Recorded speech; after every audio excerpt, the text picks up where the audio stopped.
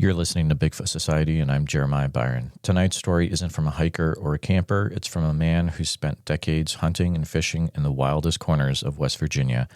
But one weekend in Pocahontas County, everything changed. A creature watched from the hill, and another swung from the trees, and one, the biggest of all, stood over him so close he could see its eyes squinting in the sun. This isn't just one sighting, it's multiple encounters, a night of fear in a rain-soaked tent.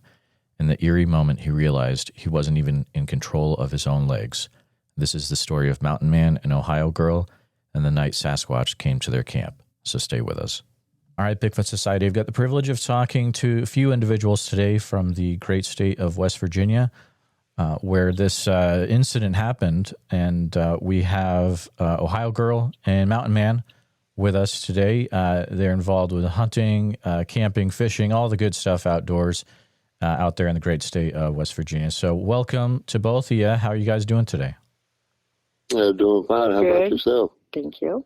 Doing great. We're starting to get warm out here in Iowa, so I can't complain, and maybe we'll be able to get out in the woods before too long. But, you know, it sounds like you guys have had a really interesting thing happen when you're out camping, and then maybe some things since then. So I want to make sure you have the time to share what you experienced during those times. So I'm going to go ahead and hand things right over to you guys, and then we'll have a discussion after that. So go ahead and take it away, guys.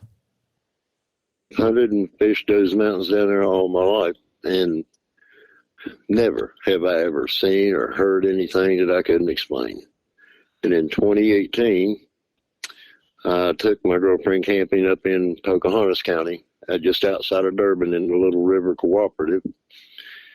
And when we first got there, the camping spot that I made, somebody was already in it. So we had to go down the road to another one. And I told her after we got there, I said, well, let's walk down to the creek and see how far we are away from the creek, you know. So when we walked down there, as soon as we got down to the creek, there was something coming off the hill, crashing brush. I mean, you could hear it. It's loud.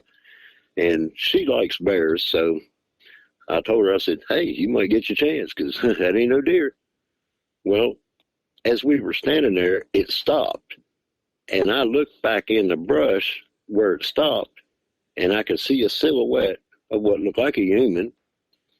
It was leaning out off the edge of the path, kind of looking at us, and I made a joke to her. I said, hey, honey, am I looking at Bigfoot?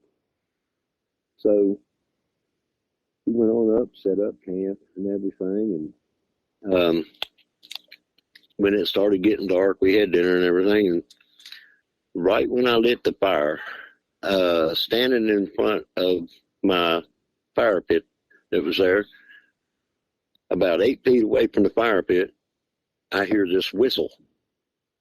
I mean, just as plain as day, just like a human would whistle. And I turned around and looked at her, and I said, well, you know what does that, don't you? I said, yeah. Mm-hmm. And we kind of just, you know, laughed it off, even though I was thinking in the back of my head, there's nobody out here, you know, but us. And the next day, we took a walk in the evening, because, like I said, she likes bears, and I told her we'd walk down the road and look down in the creek bottom and see if there were any bears down around the creek bottom. And on our way back to camp, we were about 80 yards from camp. I looked up on the hill, and I seen something black going through the trees up through there, and I told her, I said, hey, I think I see one. I said, I'll run up through here and see if I can't get ahead of it. You stay here, and if I get ahead of it, I'll run it back down the hill, and you can see it when it crosses the road up there. So I went up through the woods there behind it, and I couldn't catch up to it to save my life. But when we got up to the top of the holler there, I come out on a log road, and just off to my left, it had been logged, and the biggest trees in there was 3 to 3.5 inches round, you know, just small saplings that done started to come back up. And there was nothing he could hide behind. He was laying on his back up against the bank, where they'd cut a dozer road through there. And he was looking at me, and I was looking at him, and I was like, I can't believe what I'm looking at. You know, it was like so surreal at the moment. I can't explain it. I wasn't afraid of it. I was actually talking to it. I told it, I said, well, that's about all you can do, ain't it, big fella? Because he couldn't hide behind anything.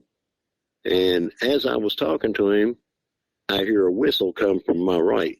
And I look over, and there's another one, and he's hanging off the side of a tree, swinging his arms, you know, trying to get my attention.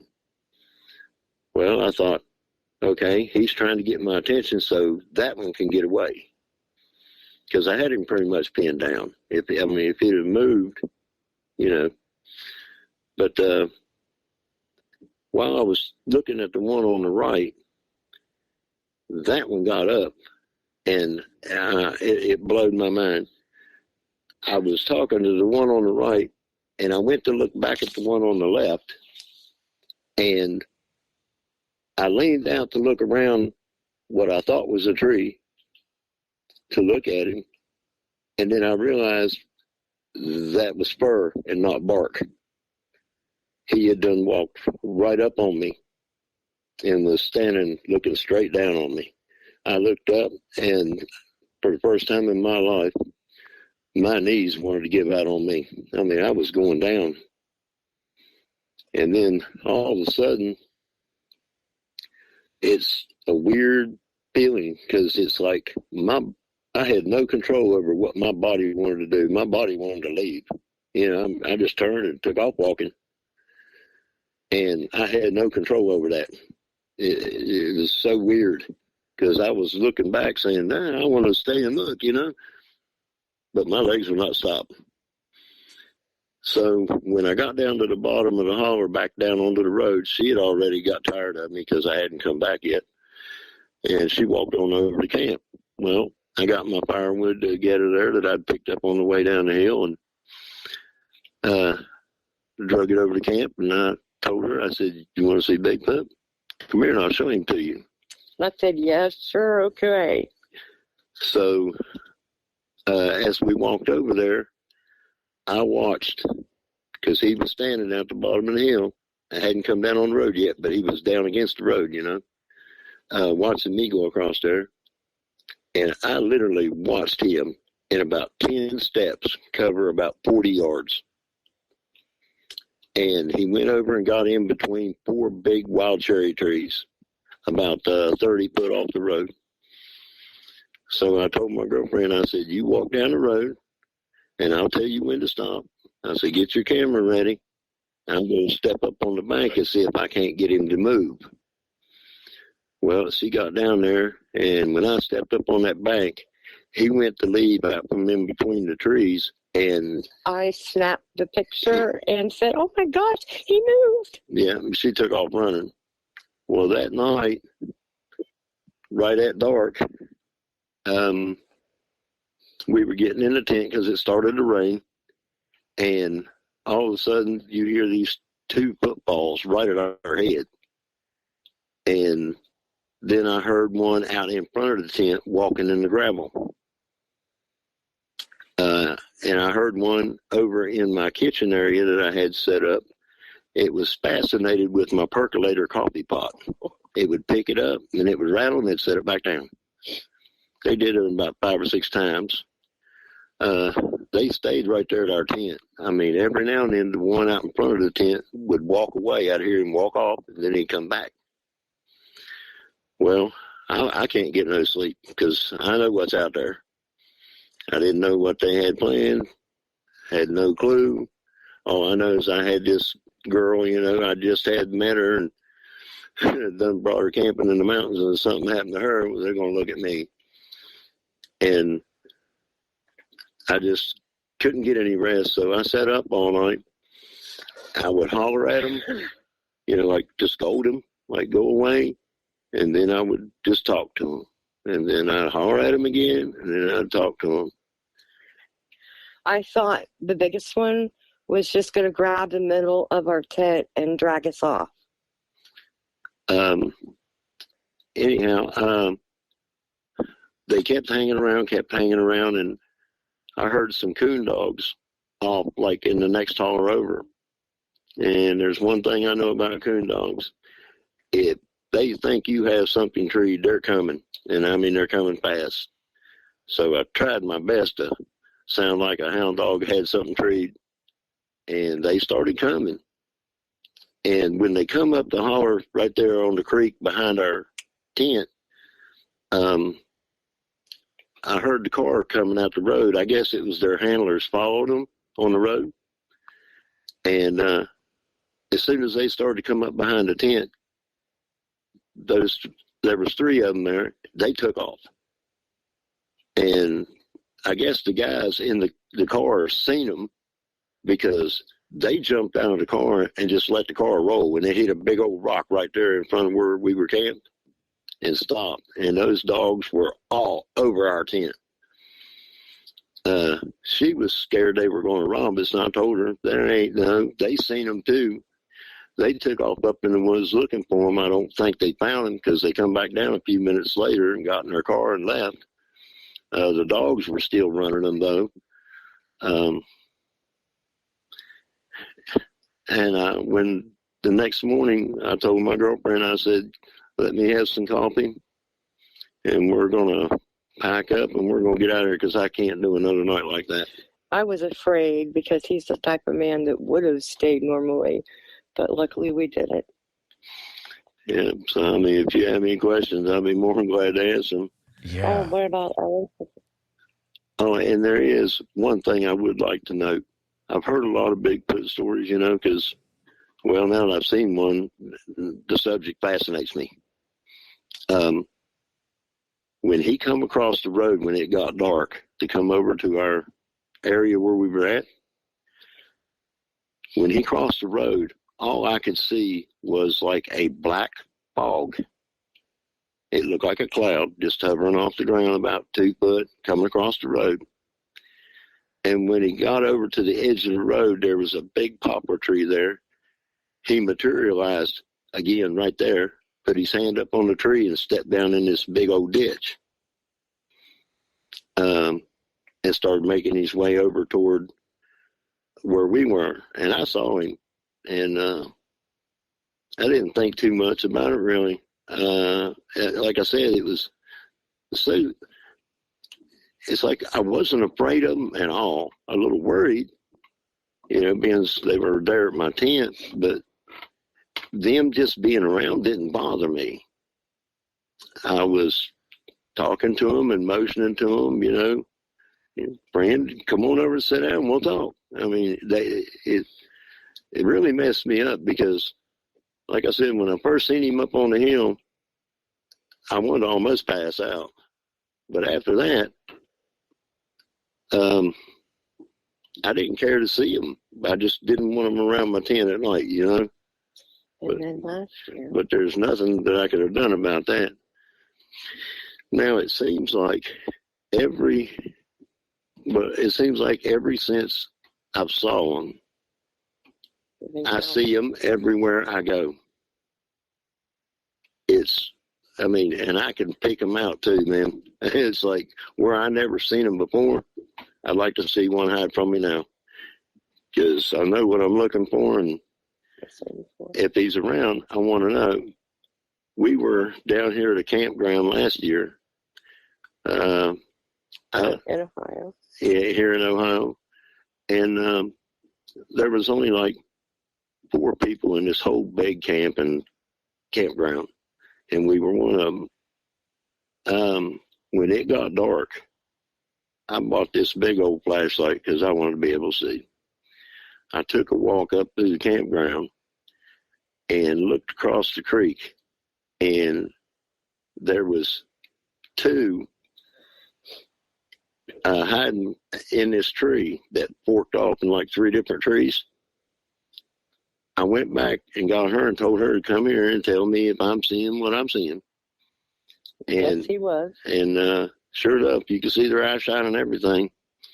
You've actually had 3 encounters since the first one began. Yeah, when we went back over to the tent and everything, I had raked out all the leaves around where we had our tent set up. We went to bed that night, and I mean, I seen, and this is, I mean, you know, God strike me dead if I'm lying. There was about 12 of them come into that campground. I kept seeing this one standing by this tree, and I got brave. I started walking down there, and every time I'd start to go down there, he would get up in that tree and get on the back side of it. Well, I walked right down to the tree and looked up and seen him up in the top of that tree. And I spoke to him, you know, said hi, and I wasn't going to bother him. I'd let him go, and I'd turn around and come back up because I'm like I said, I'm fascinated by them. They don't scare me, but I'd rather have my encounters during the day rather than nighttime, if you know what I mean. But that's about it. We had. In between the first encounter and our last encounter, he had 2 more encounters that made him leave again. Oh, yeah. I had one down home. I went camping one weekend by myself, and he was with some coyotes. They come up close to where I was at, and I got out to throw some more wood on the fire to keep the coyotes away. And when the coyotes came up there, I picked up a stick that was in the fire, and I throwed it back in the woods and hit a tree and made sparks go everywhere to scare them off. And when I did that, there was one out in the road that I did not see. He screamed, and when he did, it sent shivers all over me. I jumped in the car. I left everything I had right there. Because when he screamed, when I sat down in the car and I hit the ignition, the lights come on, he was coming toward me. And I just took off. I don't know what I ran over, but I ran over a log or a rock or something. Kind of threw me around. But like I said, ever since I seen him in 2018, everywhere I go, I see one or two. It's unreal. If you have any questions, debriefing, you know? Yeah, there's a lot going on in this one, for sure. I just wanted. There's some weird stuff in this one. So I just had an interview last night. You guys would have no idea, because it just happened. It's not out yet. The gentleman out in the Mount Hood National Forest of Oregon. But the way he described what the Bigfoot did is very similar to what you described, and I've never heard like a black smoke. Yeah. He said the same thing.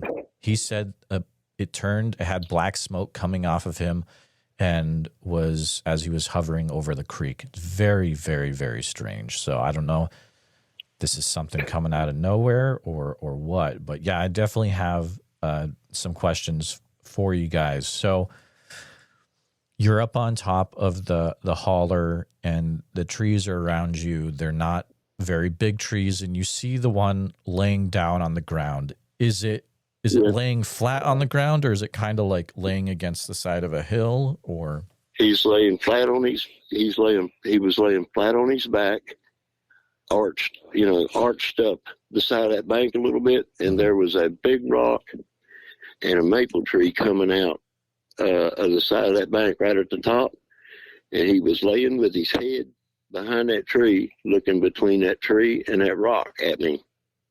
But he was laying flat on the ground. He had his right leg up, like had his knee bent. Yeah. And was laying on his back, but there was nowhere else he could go. I mean, when I caught up to him, he had nowhere to go because there was no cover. And I guess he tried to hide by laying still, but he stuck out like a sore thumb on them brown leaves. Gotcha. And I wasn't 30 yards from him. Color, I'll ask this first. Was he completely covered with hair, or were there parts that were not? No, he was completely covered. And to be honest with you, when I looked up, when he was standing right there by me, I looked up. He had the prettiest brown eyes. I mean, they were real big brown eyes because he was squinting. The sun was kind of in his eyes. But his fur was so black it was almost purple.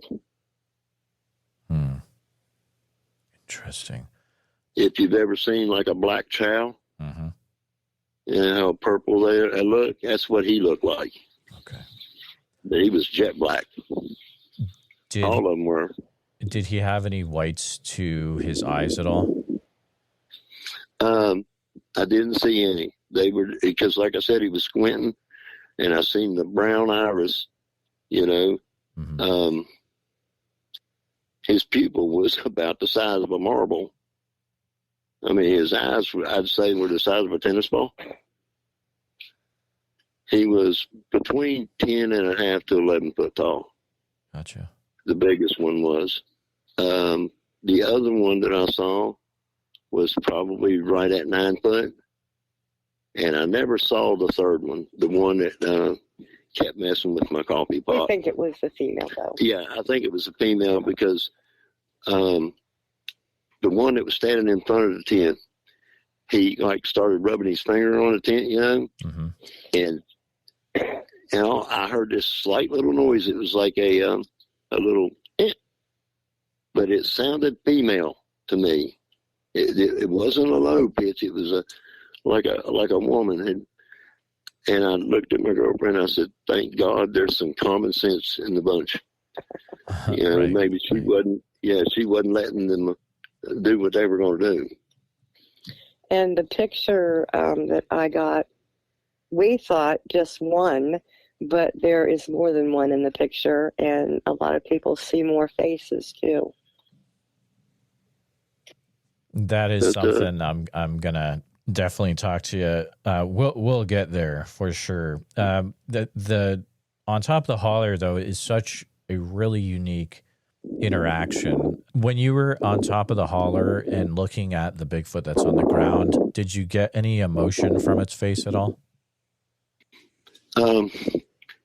No, he was like just a blank stare. You know, like he was just trying to be as still as he could, not move. 65 miles away. Now, the one on my right, he didn't care to be, you know, for me to see him because he was like, "Look at me, you know, look at me." And I just kept looking back and forth between them, and I was like, "I know what you're doing. You're trying to give him time to get away." And then it hit me. It's like, Dana, you might want to leave them alone because they are, after all, wild animals, you know. And I didn't want to pressure them because I didn't know what they would do.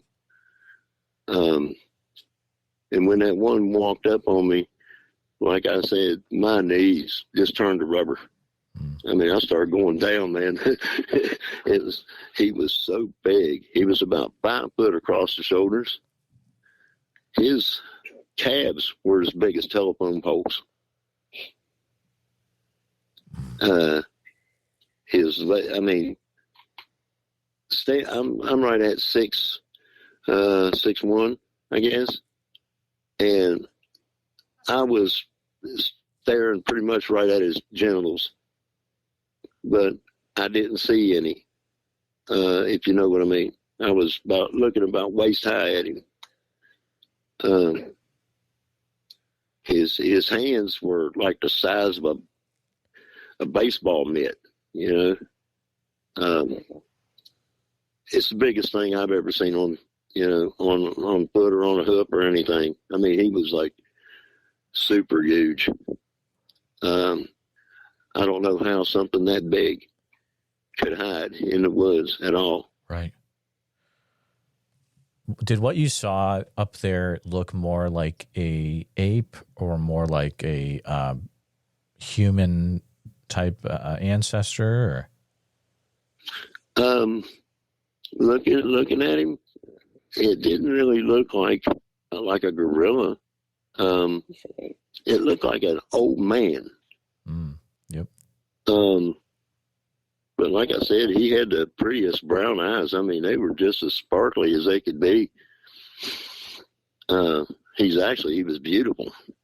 Like I said, I wasn't afraid, which I guess I should have been, but it didn't bother me at all. They didn't mind speak to me or anything like that, but they didn't give me a feeling like I should be worried. That night, them being around my tent, I couldn't take that because I had no idea what was going on outside. So we booked out of there the next morning. Cut it short. Absolutely. I don't blame you at all. Seeing one on the ground, were you able to notice anything about its feet at all? Yeah. There was it was like a big chalice pad on the bottom, hair on the top. Like I said, he was covered in hair. I see no bare patches on him at all. On either one of them. They were just jet black. Now, the picture that she has of the one she took a picture of, I think that was the smaller one that she got the picture of. But now you can see whites in his eyes. Okay. But it's like his face was completely covered in hair. Nose and everything was covered in hair. He was just all black. Kind of reminded me of a stuffed animal. Sure. He had fur all over him, and that's really all about him that I noticed. I should have took more in, but I was so amazed at seeing him. It's like, how many times have I walked in the woods hunting in the dark without a flashlight and walked right by one of them, or had them around me and I didn't know it. Absolutely. Well, I went to go bow hunting the following year, and to be honest with you, it spooked me walking in the woods because I only have one eye, and I see really well at night. So I don't use a light when I go in. I usually know where I'm going. And every noise I heard made me jump. I was beginning to wonder if he was ever going to let me go in the woods again, But I'm not going to let it stop me. I mean, I've lived all my life I'm sure they were around, and nothing ever bothered me, and they didn't bother me, so I'm kind of sticking with the hope that none of them will. Absolutely. I believe it's the mannerism that you put off, what your intention is when you see them. Because when that one whistled at me right in front of that tree in front of my fire pit, I just waved at him. I couldn't see him, but I'm sure he could see me. I just waved at him and said hello. Kind of inviting him over, because I thought this is really cool. They're right here. But when they came that second night and stayed around our tent, that bothered me. Because, like I said, I had my new girlfriend up there in the woods, and they were already talking about him taking me to the mountains and not bringing me back. Yeah. So funny. Yeah, because I thought, oh God, if anything happens to her, I'm in big trouble. It tried the one out front when he run his finger down the door of my tent, where my zippers. One comes from the top and down and around, and one comes straight across the bottom. I always leave a little gap in there, so I can just get my finger in there and kind of just get my zipper going. And he stuck one of his fingers in that hole and was feeling around for that zipper on the inside. Trying not to make any noise because he was doing it real easy, and I didn't have a gun or nothing, and all I had was a Winchester pocket knife, and I unfolded it, and I thought, man, if you open that door, if you whatever you do, I'm just going to stick this knife in the back of your hand, and when you yank it out, you're going to open that door, and I'm coming out. I was trying to make a game plan that if something went wrong or sideways, what I was going to do, and I was coming up with nothing. I told the old lady, I said, well, they're here. If anything happens, make a run for the truck. But we got out of it unscathed, and all the way home. And even now, it's like, I can't believe it actually happened. Right. And I was there. Yeah, right. Absolutely. I know I keep going back to the top of the holler, but there's another thing I want to point out for the listeners too, in case they didn't get the connection. You mentioned, and I guess it's for clarification too, you mentioned that you were walking down towards Ohio Girl, but you weren't controlling your body, correct? Mm-hmm. Okay. Yeah. Well, it's like, I don't know what took over me, because I actually looked back as I was going down that hill. I mean, I wanted to get a better look at him, but my legs said no, and it was taking me away. And they just stood there and let me walk away. So, I mean, what exactly did you want to know? I mean, well, what I wanted to bring up is from an earlier interview. I mean, a year or so ago, maybe even more. I talked to a gentleman named Henry Franzoni, who's no longer with us, unfortunately, from the Pacific Northwest, and he's very involved with many different Native American tribes out there. And what he shared with me is that they, per those the individuals he would talk to in those tribes, had the ability to make you to pretty much control your body if they wanted to, make you walk off a cliff. And that's an incredible example of them controlling a human body. I've never had that type of example come up in an account before, so it's very, very unique to hear that.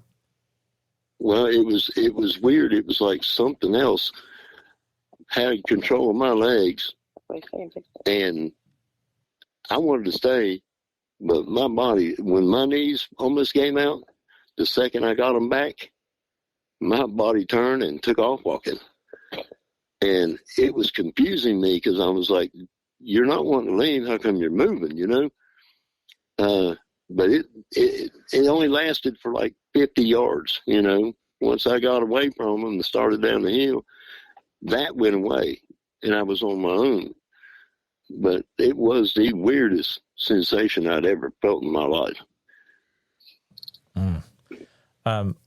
Asking about the campsite for a little bit, and I know you're in a situation where the next morning hit, and you're like, we have the coffee, we get out of here.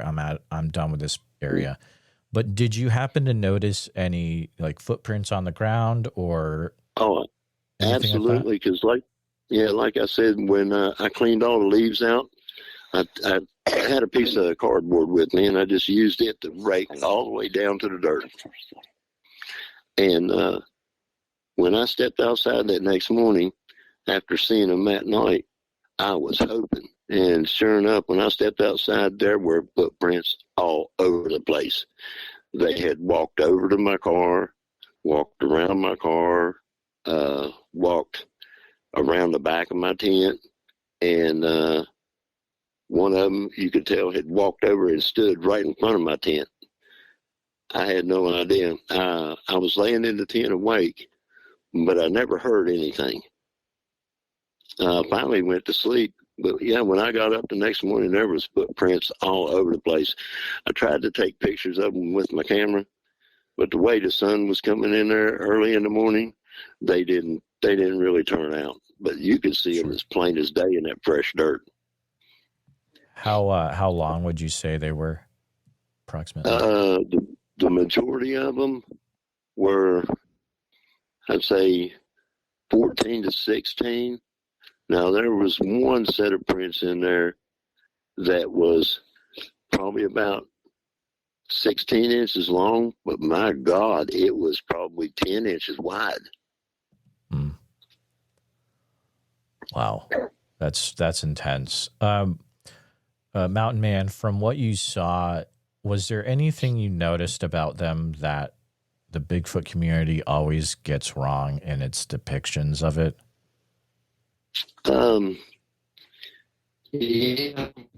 When they look at them and they say, "Well, it looked like a gorilla," no, they don't. The one I seen looked like an old man. Of course, you know, he had a bulging ridge above his brow, but his nose wasn't like super big. It was kind of wide, but it wasn't a big protrusion. It didn't look nothing like a gorilla or a monkey or anything else. It looked like an old man. His eyes, the way they set in his head, if he didn't have all that fur around his face, it looked like he had real deep crow's feet. You know, he just looked like a tired old man. He didn't look nothing like an ape in any way, shape, or form. Because, you know, apes, they pretty much got 4 hands instead of, you know, their feet are like hands. Not Bigfoot. He's got a foot like we do, just way bigger. After you, actually, before we get to that, so Ohio Girl, you took the photo, and then so you still have that photo. You were able to take it. It turned out, all that good stuff. Yes, I do.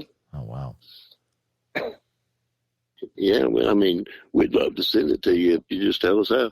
Yeah, I mean, you can, if you've got, you can always email it to me at bigfootsociety@gmail.com. Is that something that, if we do get it, that we'd be able to put in the video version of this? Yeah. Absolutely. Cool. Thank you. Were there handprints on your car at all? Not that I could see. Okay. Any fingerprints on the coffee pot or anything weird like that? No, there was no fingerprints on it, but they were fascinated with it because they just kept picking it up, and when it would rattle, they'd set it back down real quick. They wasn't making a lot of noise, but they were making enough noise you could tell they were there. Absolutely. The area that... go ahead. Yeah. Well, I was going to say, and right before we left that day, the morning after, when we took our tent down, we actually were probably camping in their way of getting to the water and food. And so that may be the reason that they were around us. Yeah, because after I got to thinking about it, where we were camped, there was brush on the right-hand side and brush on the left-hand side going down to the creek. But it was just probably 10 or 15 big pine trees, tall pine trees with straight trunks on them. And it was all ferns underneath them, all the way down to the creek. Yeah, it was a natural funnel, And I got to thinking, maybe they was trying to push us out of here because they didn't do anything. Like I said, they didn't scream at us or raise any cane or anything like that. But I could see where maybe that's where they hunted at night. Because it's a natural funnel for anything going down to the creek. Yeah, that makes sense. Yeah. Did based on what you saw, was there anything that gave you an indication of how smart they were, or like their mental capacity at all? Well, I'll tell you what, I thought it was pretty slick when that one had my attention, that he got up off the ground and made it over to me without me knowing it at all. And he walked over and he was studying me, looking straight down on me.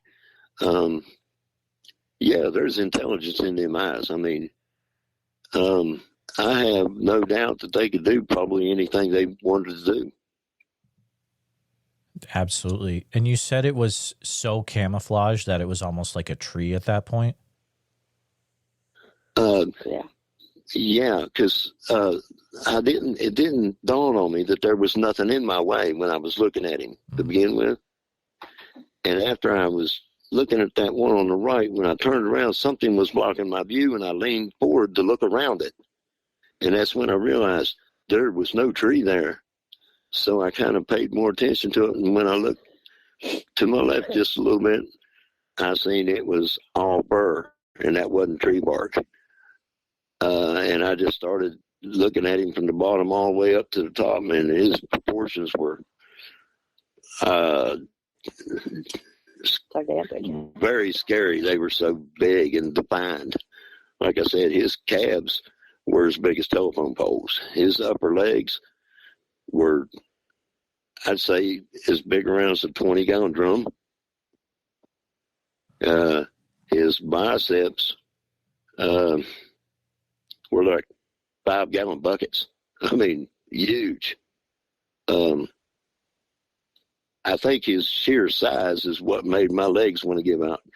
I've seen some big bulls, and some big horses in my life, but man, this thing was bigger than anything I've ever seen, alive. It was, yeah. He was spooky to look at, but all at the same time, he was beautiful. I mean, he was well groomed. He wasn't like shaggy or anything. His hair was actually kind of clean. Both of them were. Like, they took good care of themselves.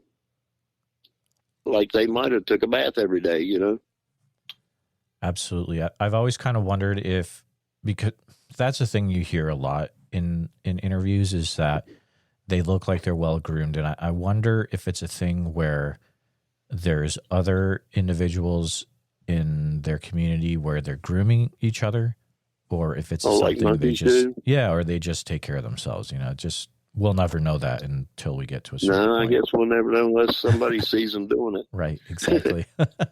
Maybe somebody already has, and we just don't know. But he didn't smell neither. I mean, that's not true.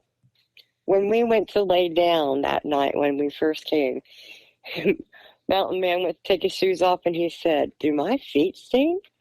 And I said, "No, I don't smell nothing." And then when we laid down, that's when that first thud and thud came. So that was definitely dirty feet. It was raining, and yeah, that's interesting. But did you smell anything when you're on top of the holler, Mountain Man? No, okay. I mean, I was standing 3 feet from him, and no smell at all. That's really weird. Yeah. Okay. So, gotcha.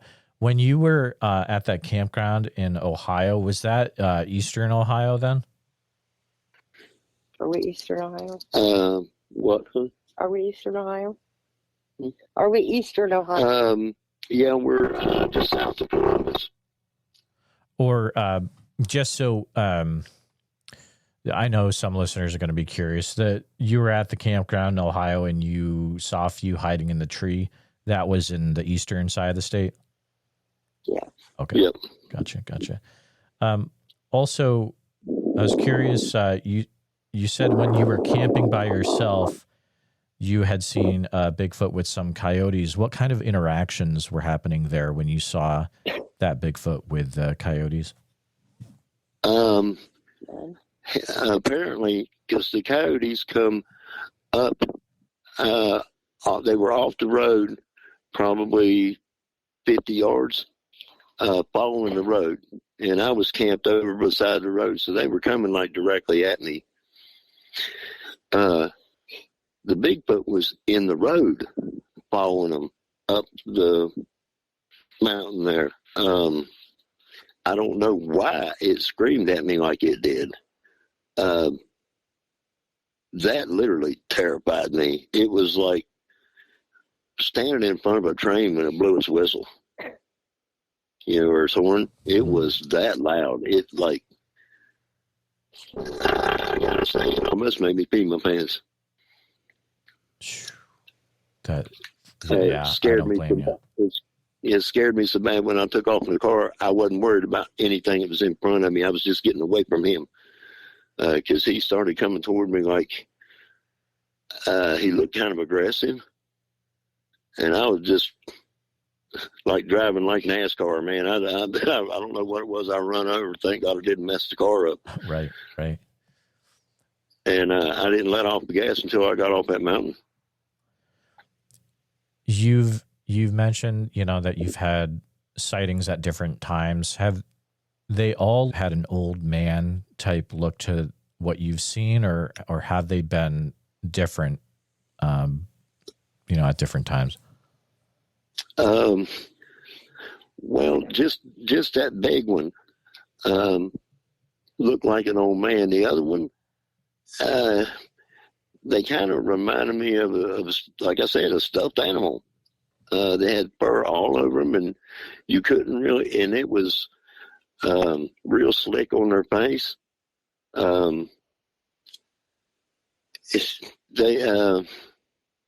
They just, I mean, everyone I've seen has all been black. I have not seen one of another color yet.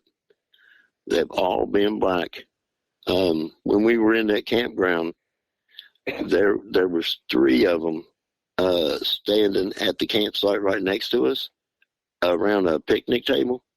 And when I started walking that way, it was wild because you know how the edge of light, like the edge of your flashlight, always gets somewhere before, you actually, I was looking at the ground and the edge of my flashlight. I seen them drop down on all fours, and they took off up the creek, up the campground. They were all, every time I'd go toward them, I'd see them, but they would like go in behind stuff like they were hiding, but I knew they were there. I was really, like I said, there at that campground, I felt a lot better than I did when I was out in the national forest the first time. In that campground, there were other people in there. So I was really wanting to get a good close-up look at one of them, but they just wouldn't give me the chance. There was one that was standing behind this like big bush, and every time I'd go around that bush, he would go around it too. And I never did actually get a good, clear look at him. He was probably about 9 foot tall. I don't think that's the one that had that real wide foot, though. I never did see him because whichever one it was, he had to have been massive to have a foot that wide. All of them I saw were anywhere between 8 and 9 foot tall. These different areas that you've had encounters in, have you ever looked to see if there's been other people that have had similar things happen in these areas? No, I haven't really. They say that, I've heard some stories that were from out of Pocahontas County, West Virginia, and that's where mine took place. This particular campground down here, it's just a little family campground. There was only a couple people there. It's in the hills. And it's in the hills, like close to Hocking Hills. There was really nobody there to talk to because the camp that was up above us, they would leave of the morning and wouldn't come back till late in the afternoon. and there were two girls camped just down from us, and as soon as it got daylight, they packed up and left. So I didn't really get a chance to talk to anybody. It's funny, though, a lot of people that I know that hunt and stuff, I go to tell them about it, and they're like, man, you're full of crap. And it's like, look, all I can say is, I know. You're the one that does not know what you're talking about, because I experienced it. I got a picture of it. I was there. I know that they're real. And now I am constantly on the lookout for them. I'll even watch videos on YouTube, and I watch in the background. I try to pick them out, and usually I see one or two in the background on a lot of these Bigfoot researchers where they go in the woods, I see them. Like there's the cameraman out of Ohio. They'll be in the woods, and I'll be looking way back in the background. And the last video that I watched of his, I seen one run behind a pine tree and past a couple other trees to another pine tree. And I texted the cameraman, or I made the comment on his video that he had one there close to him because I seen it. I don't think he caught it. Of course, I don't know. He had to look at his footage, but I mean, I saw it. It's just like a black dot in the background just went across real quick. What amazes me, though, is how fast and how much ground that they can cover in just a few steps. Like I said, that one, the big one up there in Pocahontas County, I literally watched him cover 40 yards, every bit of 40 yards in about 10 steps. And they were quick, too.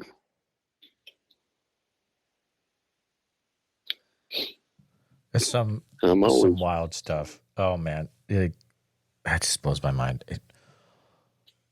Well, it was a wild night. Ohio girl, I want to make sure you've been really good with making sure that, stories are filled in. I appreciate you both being in this interview. It's worked out really well. Has there been anything else that you've experienced as well, Ohio girl, that you would want to add to the account? No, I was only with the first encounter in Pocahontas County, and then the encounter here, and then he's had two in between by himself. But I feel that once they let you see them, mm-hmm. that you do see them everywhere.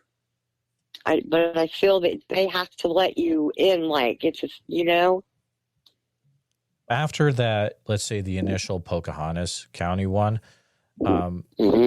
did you start having anything out of the ordinary happen at home, like really intense dreams or anything weird like that?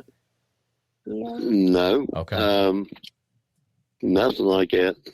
But like I said, every time that I go in the woods or I'm watching somebody else go in the woods, I see them everywhere. It's not like they're just little pockets here. And I think that once you see them, that's what I said, they mm-hmm. can pop up wherever you are.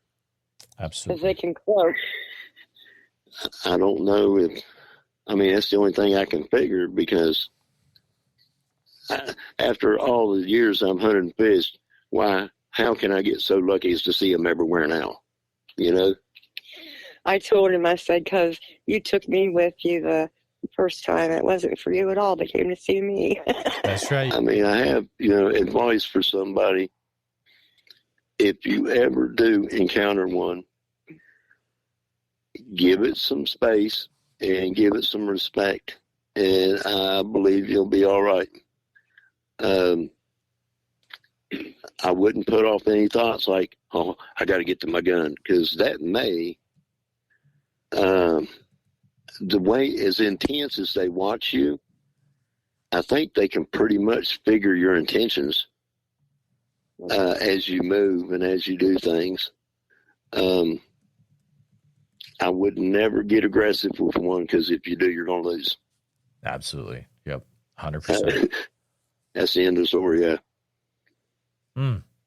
Wow. The Mountain Man, Ohio Girl, it has been a privilege having you guys on. You have shared some incredible things that I have never heard in this show, and it's been years I've been doing this. So I'm just thankful for having both of you on. And thank you so much. I hope that you, if you continue to have stuff happen, please keep me up to date in the future, and maybe we'll check in with you in a little bit down the road. So thank you guys. Okay. Thank you. Thank you for having us on, and we'll shoot you that picture, and then let us know what you think.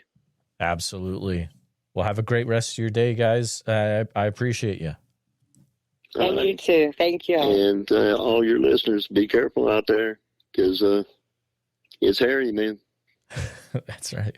All right. Good stuff. Just wanted to take a minute to say thank you truly for listening to this episode of the Bigfoot Society podcast. Mountain Man's story is one of those unforgettable accounts, not just for the sheer number of encounters, but for the feeling that something deeper was going on in those West Virginia woods. So huge thanks to both Mountain Man and Ohio Girl for sharing their experiences, from the shadowy figures in the trees to the moment a Sasquatch reached into their tent under cover of rain. And if you enjoyed this conversation, please subscribe on YouTube, hit the bell icon so you don't miss any new episodes, and share this one with a friend who's in the Sasquatch, West Virginia, or just a really good campfire tale. If you're listening on Apple Podcasts or Spotify, please make sure you're following the show. If you've got a minute to leave a review, it helps us more than you know. Now, if you or someone you know has had a Bigfoot encounter, especially around Pocahontas County, Hocking Hills, or anywhere near the Appalachians, I'd love to hear your stories. So please send me an email at bigfootsociety@gmail.com. And don't forget, Sasquatch Summerfest is coming up July 11th through the 12th at Green Waters Park in Oak Ridge, Oregon. Bigfoot Society listeners can snag 2-day passes for the price of a 1-day pass with code BFS at checkout. So grab your tickets now at www.sasquatchsummerfest.com. And thanks again for being part of the Bigfoot Society. Until next time, keep your coffee pot close, your fire lit, and your eyes on the trees, and see you in the woods.